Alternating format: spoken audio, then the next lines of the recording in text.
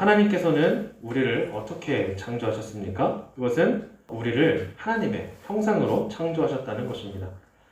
그래서 우리의 삶을 통해 하나님의 통치와 하나님의 모습이 드러날 수 있도록, 그리고 그 과정을 통해서 하나님과 관계를 맺으며 결국은 그 모든 일들을 통해서 하나님께 영광을 돌리는 것이 하나님께서 우리를 하나님의 형상으로 창조하신 그 목적입니다. 그러면 우리는 이렇게 질문을 할 수 있습니다.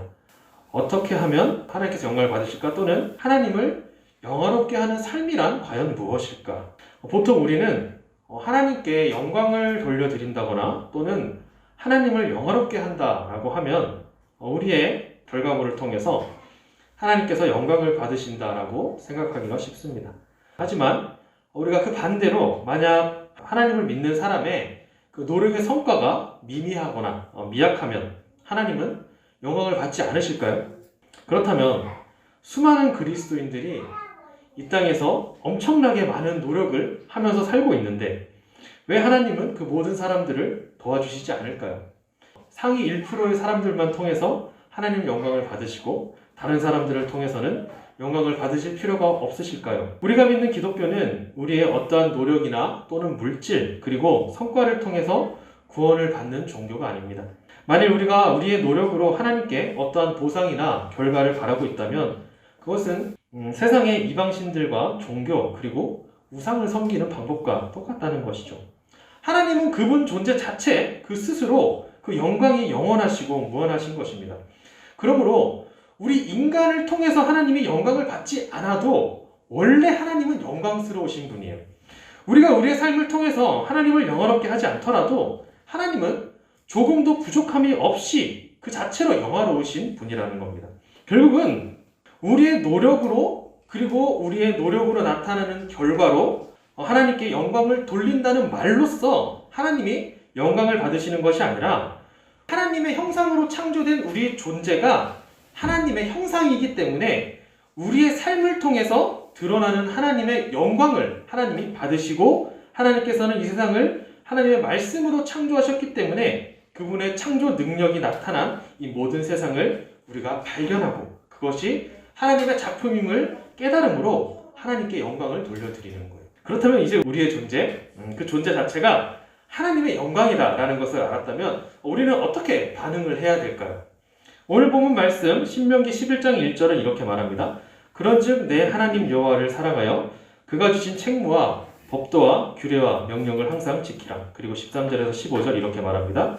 내가 오늘 너희에게 명하는 내 명령을 너희가 만일 청종하고 너희의 하나님 여호와를 사랑하여 마음을 다하고 뜻을 다하여 섬기면 여호와께서 너희의 땅에 이른 비, 늦은 비를 적당한 때에 내리시리니 너희가 곡식과 포도주와 기름을 얻을 것이요 또 가축을 위하여 들에 풀이 나게 하시리니 내가 먹고 배부를 것이라.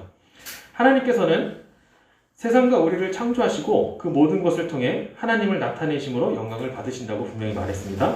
그래서 하나님께서는 우리에게 하나님을 사랑하고 하나님의 말씀에 순종하여 지키면 하나님께서 창조하신 이 세상이 더 하나님의 영광을 드러내고 우리도 하나님의 형상으로 이 세상에서 살아가면서 하나님을 영화롭게 한다라는 것입니다.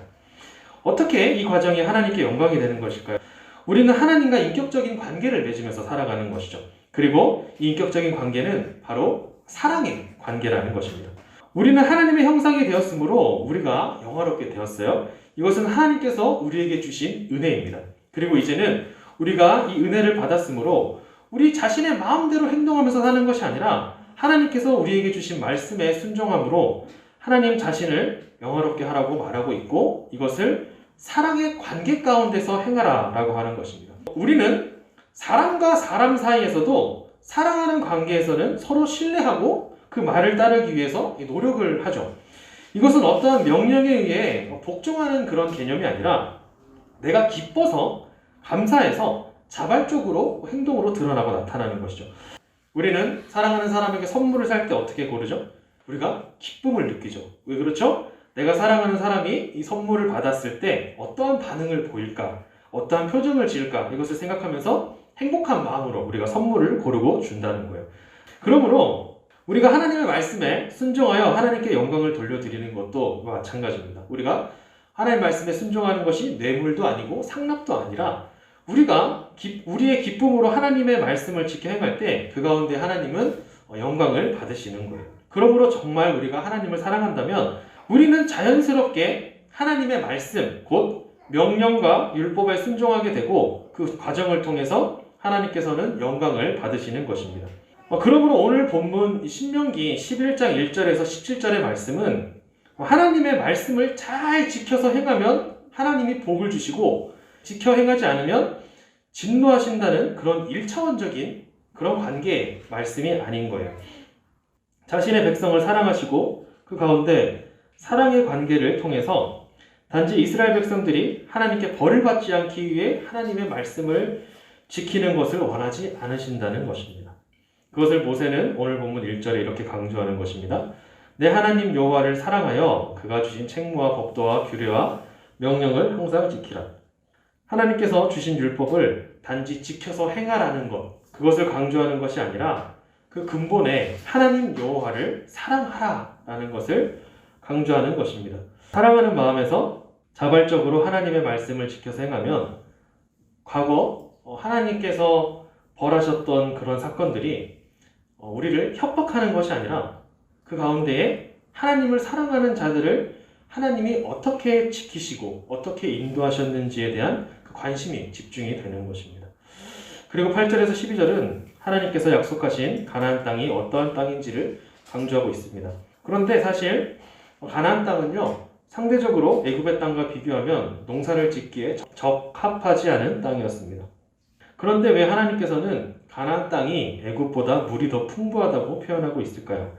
그것은 바로 어느 곳이든 하나님께서 함께 하시는 곳이 황량한 땅도 옥토와 같이 변할 수 있으므로 하나님과 함께하는 그것이 진정한 풍요의 땅이 된다라는 것입니다.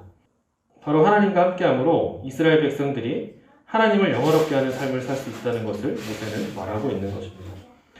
우리가 하나님의 형상으로서의 삶을 하나님의 말씀에 순종하여 잘 지켜 행하면 그 삶을 통해 하나님이 드러나게 되고 원래 충만한 하나님의 영광이 나타나게 되어서 하나님을 영화롭게 하는 것이고, 반대로 우리가 하나님의 말씀과 멀어지면 우리의 삶도 하나님의 형상과 다른 삶을 살아가게 됩니다. 그래서 하나님의 영광이 가려지게 되는 겁니다. 우리는 하나님의 은혜로 하나님의 형상으로 창조되었고 우리의 삶 가운데에 하나님의 말씀에 순종함으로 하나님께 영광을 돌려드리는 삶을 살 수 있게 되었습니다. 그리고 우리가 하나님을 사랑할 때 모든 하나님의 말씀을 우리가 기쁨으로 자발적으로 지켜 행할 수 있습니다. 하지만 때로는 우리가 하나님을 사랑한다고 하면서도 하나님 말씀에 순종하지 못하고 또 말씀을 잊어버리고 우리의 생각대로 살아가기도 합니다. 이스라엘 백성들도 결국은 그러한 길을 걸었습니다. 이 모세의 말을 전해 들은 출애굽 2세대들은요, 가나안 땅에서 하나님의 말씀을 잘 지켜 행하며 살았지만 그 후손들은 가나안의 우상들에게 무너지는 그 역사를 우리가 잘 알고 있다는 것이죠. 하지만 결국은 모든 하나님의 섭리 가운데에 예수 그리스도께서 우리에게 오셨고 하나님을 사랑하는 모든 자들을 죄에서 구원하여 주셨습니다. 그리고 택함받은 백성들은 영적인 가나안 땅으로 인도받는 것입니다. 우리는 하나님 말씀에 온전히 순종하며 살아갈 수가 없습니다. 그것이 우리가 가진 육체의 한계이고 또 우리에게 남아있는 죄성의 결과입니다. 하지만 매 순간 하나님의 말씀에 순종하기 위해 하나님과의 사랑의 관계를 맺으며 살아갈 때 때로는 이 깨어진 관계가 다시 회복되고 다시 기쁨으로 순종하게 될 줄 믿습니다. 그리고 그 깨어진 관계를 온전히 회복하기 위하여 우리를 구원하신 예수 그리스도께서 이 땅에 오셨고 그분이 우리의 구원자가 되셨음을 감사하며 살아가는 우리 모두가 되길 소망합니다. 그래서 우리가 하나님의 형상임을 늘 기억하시고 또 우리의 행동을 통해 하나님의 영광이 드러난다는 사실 또한 기억하시고 우리의 삶을 통해 하나님을 영화롭게 하는 우리 모두가 되길 주님의 이름으로 소망합니다.